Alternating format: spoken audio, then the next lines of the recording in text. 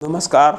Are के त्यागी, Ghaziabad NCR Delhi. ओम सच्ची Janwani the truth speaks channel पर आपका स्वागत है। चैनल को सब्सक्राइब कर लें, हमारी मदद होती है, चैनल का विस्तार होता है, नए नए साथियों से जुड़ते हैं। चैनल नेशनल और इंटरनेशनल दोनों जगह देखा जाता है, तो जितने साथी इसको सब्सक्राइब करेंगे उतना ही चैनल का विस्तार होगा। और वीडियो को शेयर, लाइक, कमेंट करें। शेयर करने से सभी रिटायरी साथियों को जाती है, इन सर्विस एम्प्लॉय तक, जो वर्किंग क्लास हैं, वर्किंग एम्प्लॉयज़ हैं, उन तक जाती है। और आज मैं अभी वीडियो बना था, वो भी वर्किंग के ऊपर ही बना था, और ये भी वर्किंग एम्प्लॉयज़ के लिए ही बना रहा हूँ।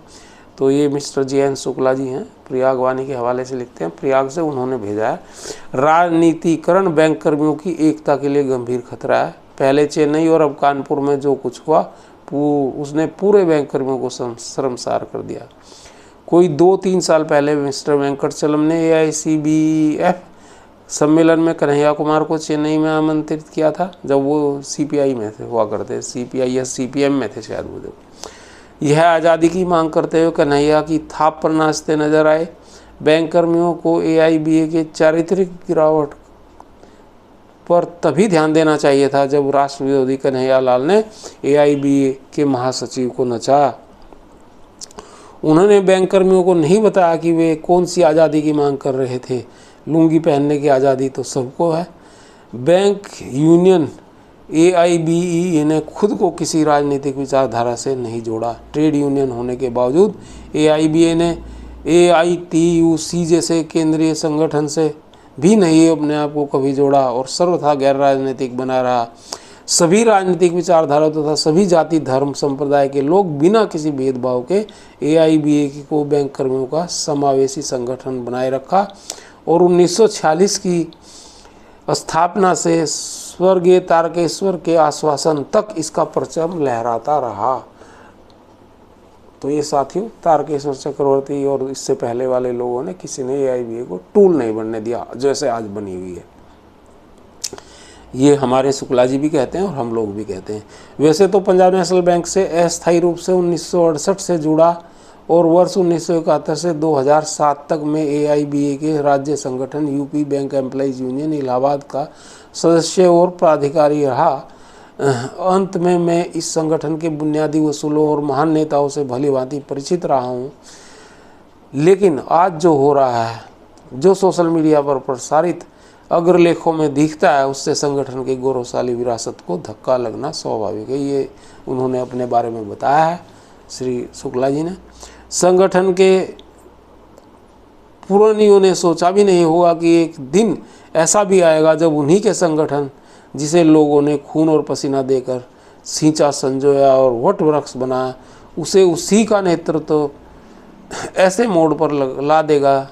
उसी के सदस्य AIBEA मुर्दाबाद के नारे लगाएंगे और संगठन का नेतृत्व सदस्यों को बैठक में हिस्सा नहीं लेने देगा। संगठन की सफ़ेद चादर पर काली मलने वाले ये सिद्धांतहीन लोग कर्मचारियों का प्रतिनिधित्व करने का अधिकार कैसे पा गए और कैसे इस तरह एक राजनीतिक पार्टी के समर्थन में के लिए उस पावन मंच का इस्तेमाल करने की हिम्मत कर गए। इसे हल्के में लेना प्रतिघाती साबित होगा। ऐसे नेता पूरी तरह से नकारे जाने चाहिए, बायकॉट किए जाने चाहिए। ऐसे लोग कर्मचारियों के नेतृत्व से तुरंत अलग किए जाने चाहिए। ऐसे सिद्धांतहीन लोग संगठन की एकता के शत्रु हैं। यूनियन मंच का इस तरह दुरुपयोग संगठन को तोड़ने का काम करेगा।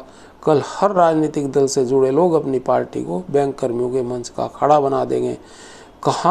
जहाँ कभी AIBEA के मंच से संगठन के जिंदाबाद के नारे लगाए जाते थे, कर्मचारी एकता जिंदाबाद बोला जाता था, वहीं आज AIBEA मुर्दाबाद, वेंकटचलम मुर्दाबाद, शर्म करो जैसे नारे लगाए जा रहे हैं।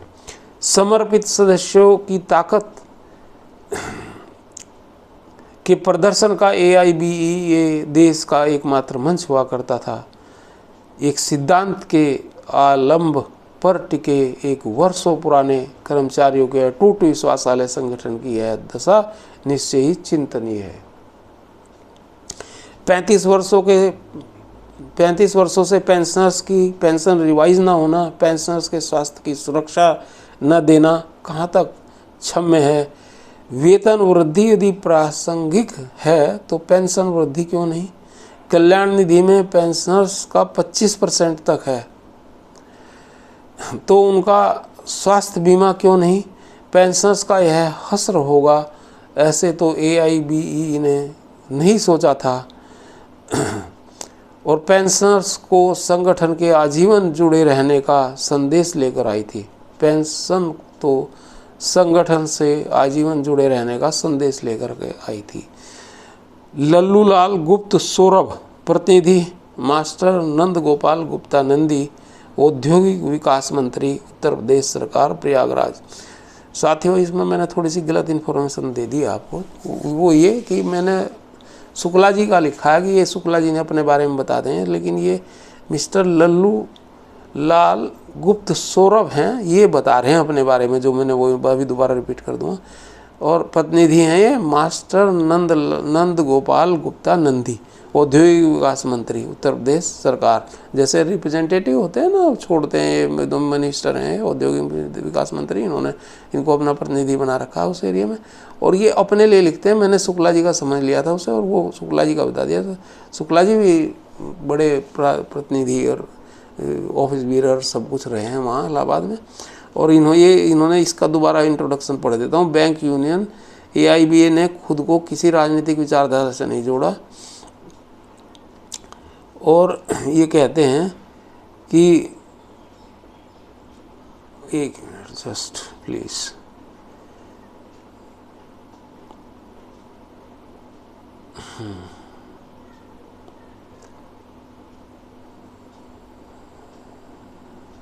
ये कह रहे हैं अपने बारे में, ये दोबारा बता देता हूँ। वैसे तो मैं पंजाब नेशनल बैंक के अस्थायी रूप से 1968 से जुड़ा और वर्ष 1961 से 2007 तक में AIBA के राज्य संगठन UP bank employees union Allahabad का सदस्य और पदाधिकारी रहा। और अंत में मैं संगठन के बुनियादी वसूलों और महान नेताओं से भली भांति परिचित रहा हूँ, चूँकि वहाँ PN तिवारी वगैरह थे और केंद्रीय कार्यालय इलाहाबाद में ही था UPBU का, और सभी बड़े बड़े नेता वहाँ आते थे। लेकिन आज जो हो रहा है और जो सोशल मीडिया पर प्रसारित अग्रलेखों में दिखता है, उससे संगठन के गौरवशाली विरासत को धक्का लगना स्वाभाविक है। तो ये इन्होंने अपने इंट्रोडक्शन दिया और मैंने इसको शुक्ला जी का बता दिया। Thanks sir. भारत माता की जय, वंदे मातरम। राजेश कुमार त्यागी। चैनल को एक बार पुनः रिक्वेस्ट, सब्सक्राइब कर लें। मोबाइल 8588898205। थैंक्स।